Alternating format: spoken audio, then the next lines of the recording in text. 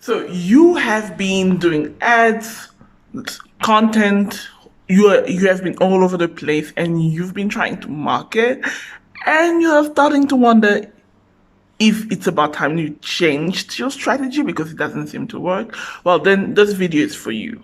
I'm going to be walking you through the actual scenarios where you should actually start considering switching up your strategy, why you should do that, and what you should consider implementing as well into your strategy. This is Biz Talk with Tanya, brought to you by Wiz Digital Academy, a show for business athletes and online bosses who are ready to take up.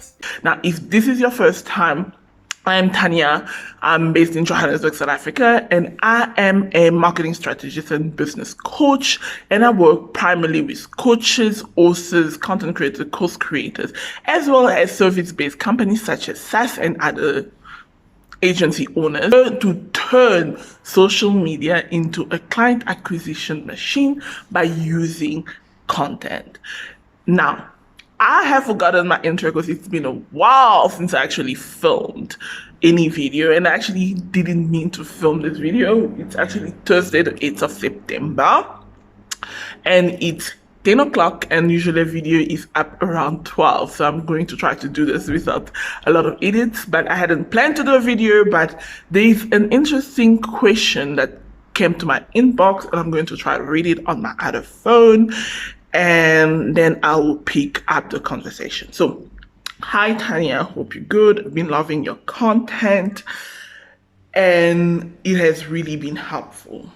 I was wondering if I could brainstorm with you sometimes because I am really going through a difficult time.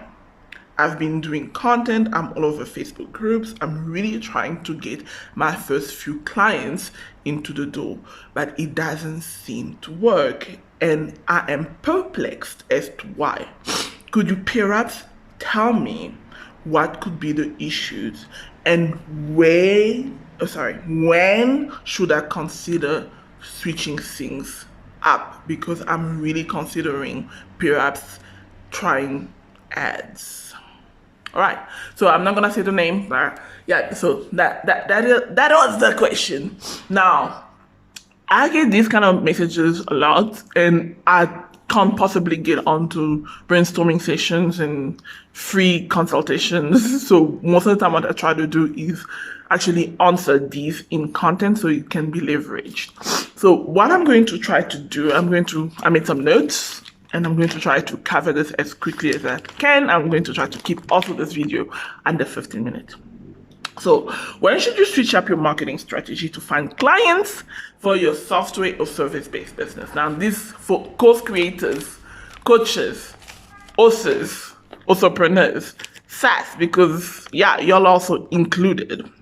Now, there are three main scenarios that I'm going to go through because we're not going to go through an entire masterclass. We will be back shortly with your episode. Right now, let's hear a quick word from today's episode sponsor.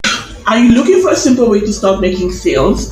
Then you'll want to check out our coaching program, Easy Sales Blueprint. Finally, an easy way to sell your program or service. Discover the simple steps to creating a lucrative coaching or consulting business. The Easy Sales Blueprint gives you a step-by-step method to easily make more sales without spending all day on social media, cold outreach, and hitting the door to try a good old-fashioned door-to-door sales system. Apply today by heading to tiny.cc/getmoresales to find out how we can help you achieve online sales success right now. So the first thing is when you have high CAC and churn rates. I recently was in a conversation on LinkedIn around this particular subject. If you are noticing that you have a high cost of acquisition costs and you have a high churn rate, especially if you offer subscription-based services, which could be a membership, which could be a software, then that is an indication that some way along the line, your marketing isn't working because people are signing up because they expect one thing, and then they are not staying with the service. So your lifetime value for the client is very short. So the thing is, when you are saying this, it actually means that your marketing message along the line is off, and people are signing up because they are expecting A and they are not getting A, and they have to cancel their subscription. So that means that whatever that you are doing, though it may be working along the line some way, somehow, but it is not working for your long-term plans. And because if, let's say, you have a subscription-based business, your goal is to increase your MRR, monthly recurring revenue. Now, if you have a high churn rate, it means that every month, instead of going higher, you're kind of starting back at the base. And that is not what you want, especially if you are backed by a venture capitalist. Now, that is an indication that you should consider switching things around with your marketing, because most of the time, these are only symptoms that indicate that your strategy may be off. Now, the second one is if you are selling a high ticket, a high priced item, and you have long sales cycles and very low conversion rates. So this will often occur with high ticket courses, coaching, consulting, those kind of services, agency. That means that whatever message that you are putting out there is not working. Whether you're doing content, whether you're doing copy, whether you're doing ads, if you find yourself with low conversion rates and the long sales cycles, it simply means that your audience or the people that you are marketing to don't seem to understand what you are selling, and they are not sure if that is for them. So you are not communicating what they want you to communicate to them. And the third one, actually, yeah, I think I would actually share for. It's attracting low quality leads. Now, we're going to talk about this because this is something that a lot of people are doing and are focusing on. Most of the time when people are not seeing the results that they want with their marketing, with their sales, they tend to think that the problem lies with lead generation. So what they're trying to do is increase lead generation. So they're focused on getting more leads through the door. Whereas if you have a low conversion rate, then lead generation is not a problem, because you could get 10,000 leads. If you can't convert them, then the bottleneck is not lead generation, it is your conversion cycle. Which means that somewhere along the line, you are not handing off your clients, your prospects, to the conversion cycle of your funnel. I'm actually going to leave a video up here where I explained it in a lot more depth. I believe it's the content, a video on content, so I'll share that up here. And that is the problem that you are facing. So most of the time what you do, you increase lead generation activities, whereas you are not increasing quality control for your lead generation activity. What do I mean? There is a difference between high quality leads and low quality leads. I'm sorry, I had to say that. There is a difference.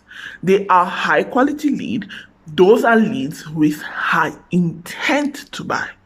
And then you have low quality leads. Those are often what would be termed as people that have no intention to buy. That could be your freebie seekers. That could be your just DIY prospects. And there's a way you can save that. So I teach that with my courses.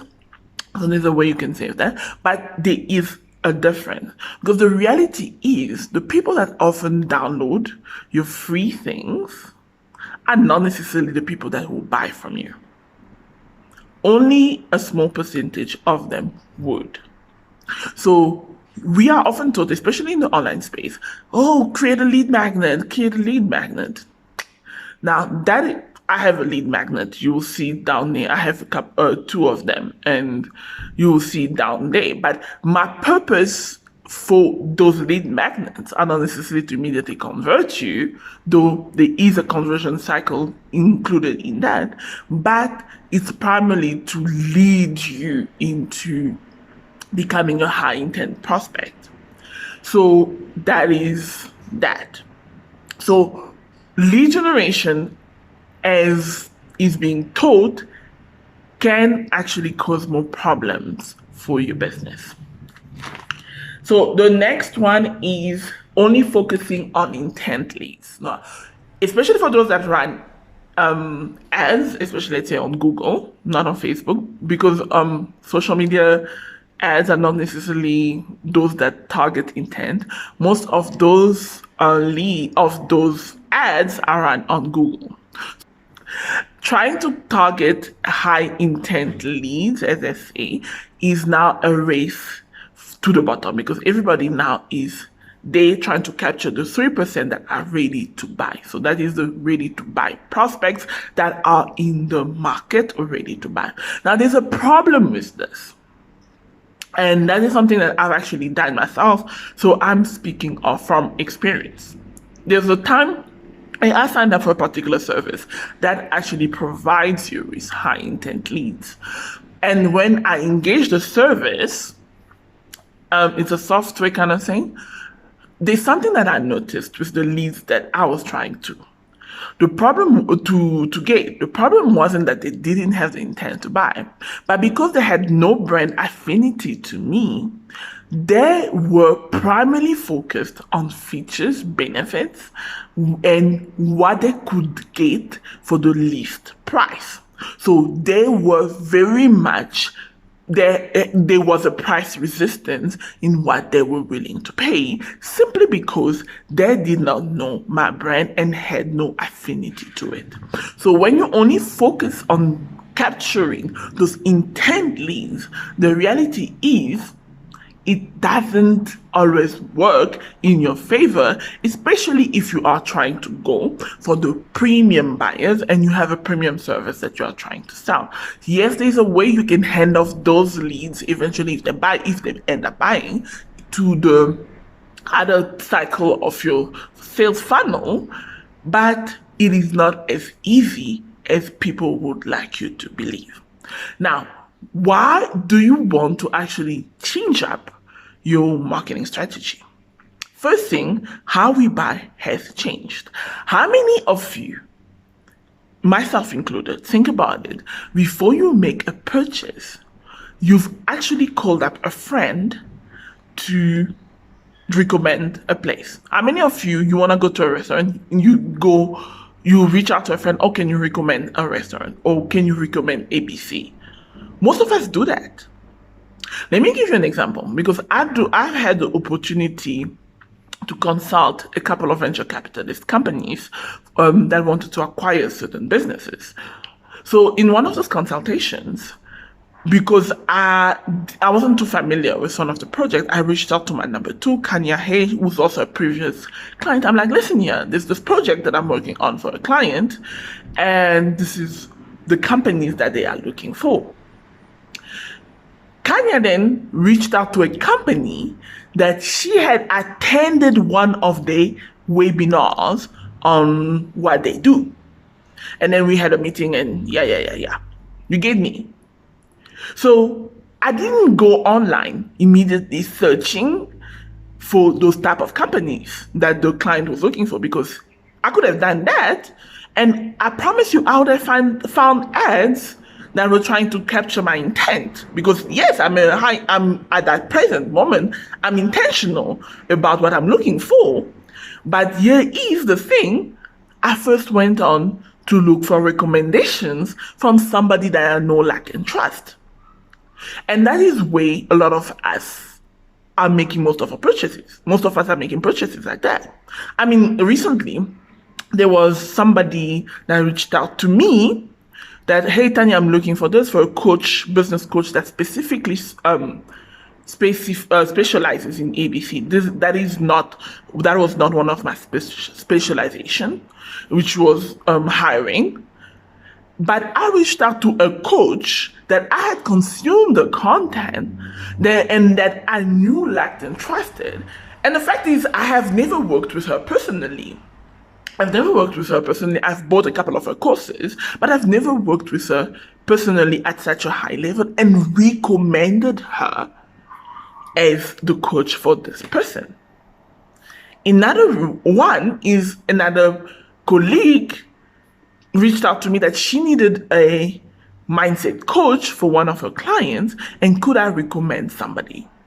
Now, eventually, what did I do? I recommended somebody that was top of mind in my head.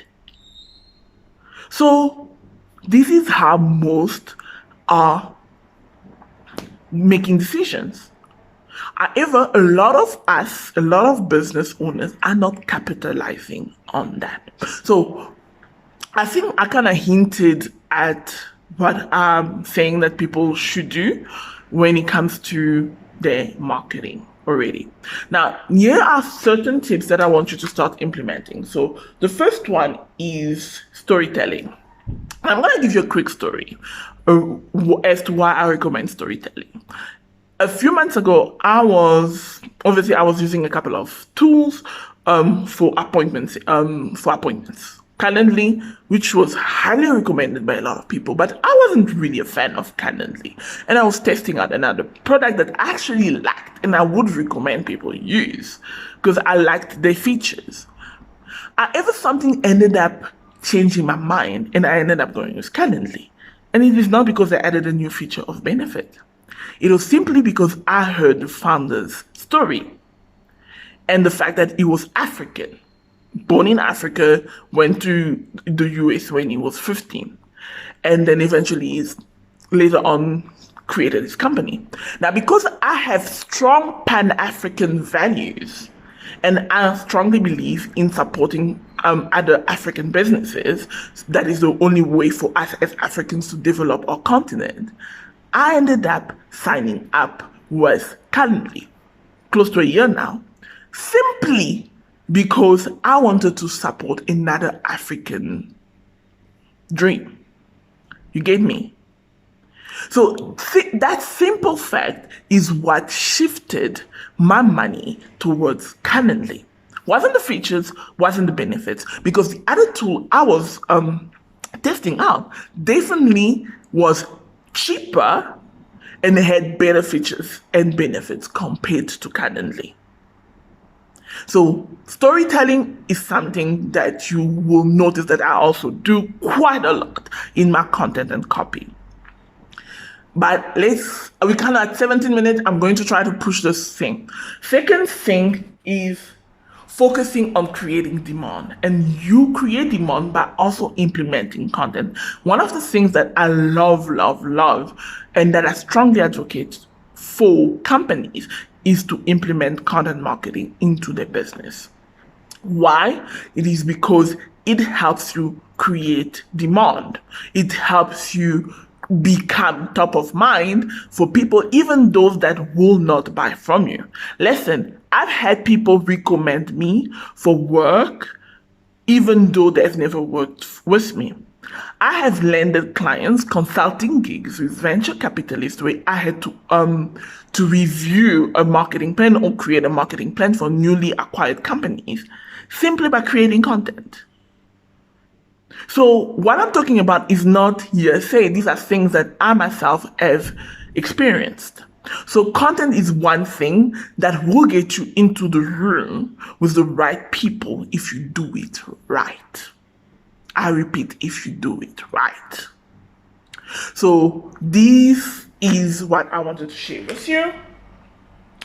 And if you want to know a lot more about how you can create content for your business, I have a link to the content ecosystem that I use, and why I created it and why I use it, why I recommend it to clients that I teach. It'll be in the description box. It's not a free course. It kind of gives you a 30,000 feet view of the system that I use, but there's a video up here that will be explaining that in exact terms as to what happened and what led to that, like the broke fish season that I went through that led to that. So that will be happier. There's some free courses there. Help yourself if you want to. And if you would like to work with us, you're a SaaS company, you are a consulting company, you are a coaching company, a course creator, and you would like to work with us to create a client acquisition machine with your social media and start attracting clients and elevating your brand into premium status, there will be a link to book a consultation with myself or my team where we will take a look at your business, see if we could be of assistance, and tell you how we could work with you, and that will be in the description box. You see me? And the course in question, the program in question, is also the details on that will be in the description box. So you might just as well wanna check it out. So on this note, I will see you in the next one.